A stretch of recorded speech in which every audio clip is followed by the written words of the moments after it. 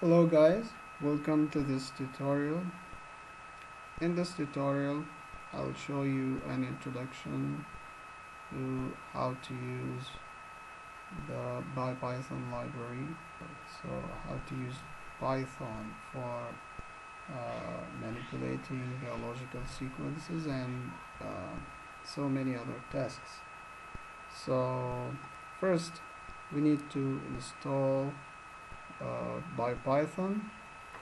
We can open a command line and we use pip install Biopython. Hit enter. As I have installed Biopython already on my computer, then it gives me this message is requirement already satisfied. So we just use this command here, pip install Biopython. So after installing Biopython, we assume that we already have installed Jupyter Notebook. This is the editor which we will use in this video series. Now we start first thing we need to know about Biopython. The first thing is we need to parse some sequences. From Bio import seek.io. Seek.io, this is a module in Biopython library which handles the parsing of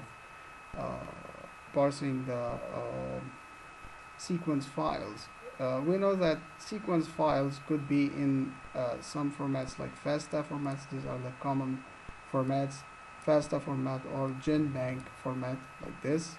We have here GenBank and FASTA format. We will parse both types of file formats here. The parse function or parse method in the seek.io module requires two arguments. The first argument is providing the path for your file. Here's the file is on my desktop. The name of the file is ls.archive.fasta. Actually, this part is part of the name. And we notice here we add this R letter at the beginning or before the path, because in Python you have to use double backslashes like this. We see here it's only single backslashes. If usually in Python we need to add double backslashes like this, but if we use this R letter before our path here, we can use only single backslashes and there will be no errors. So here we use for loop, ordinary for loop. Why we use for loop? Because the output of this method gives a list, and the list we want to iterate through this list to give us some information, For example, we here print the ID of each sequence in this FASTA file. Then we print the sequence itself. Then we print the length of the sequence. This will be for each of the sequences we have in our FASTA file. Running this for loop, we get the result. So first we run this cell. First it will import this module seek.io, then it will run our for loop, and it loops over this over the list of sequences, which is the output of the parse method. We notice that here is another argument for the parse method is FASTA, this one. we tell the parse method that we want to parse FASTA file. In this case, we have a FASTA files, then we have to tell parse method that we want to parse a FASTA file. In the other case, if we want to parse GenBank file like this, if we use the GBK format, then we have to tell Biopython or the parse method that we want to parse a GenBank file. We run this cell and we have this output. As we can see here, we get this is the very first sequence. This is the ID of the sequence. Then we have the sequence itself, and we have the length of the sequence is 740 nucleotides.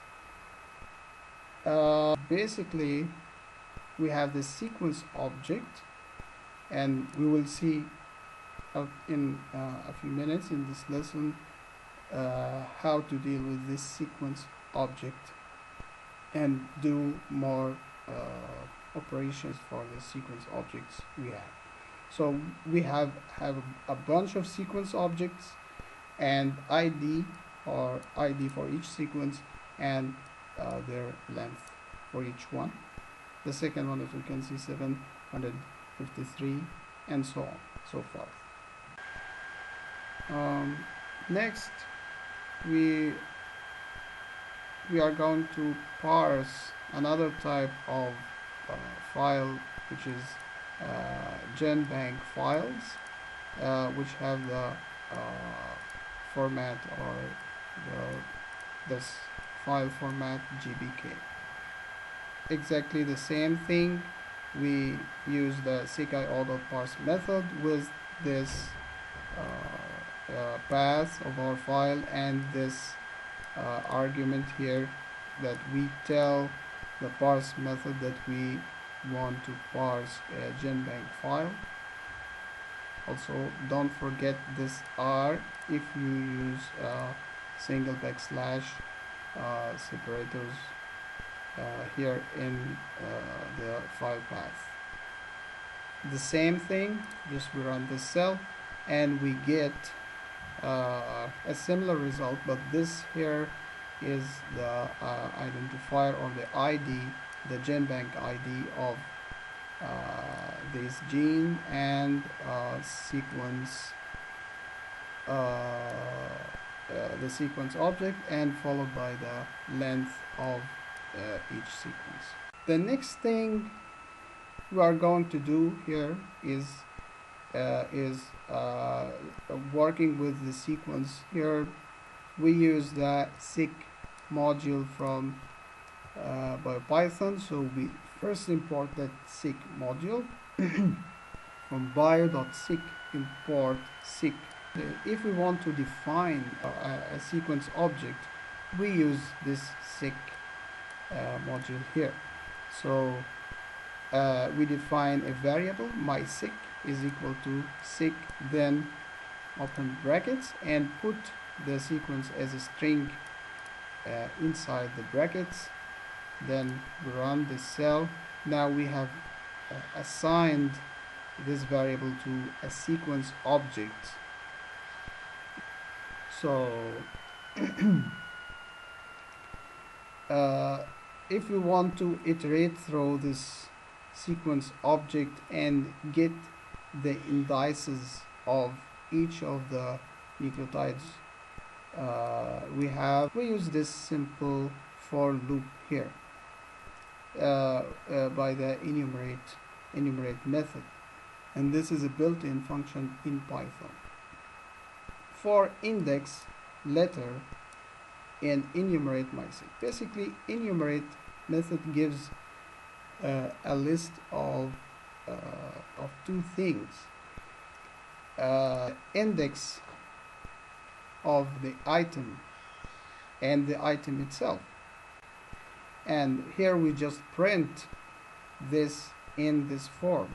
We use here the %sign text formatting in Python, %i, %s, and outside the quotation we use this percent, and in between brackets we assign which one of these will be indicated. So %i will be assigned to the index, %s will be assigned to the letter.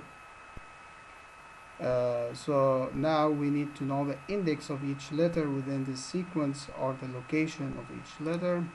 We just run this cell and we get this output. As we can see here, the first index is 0.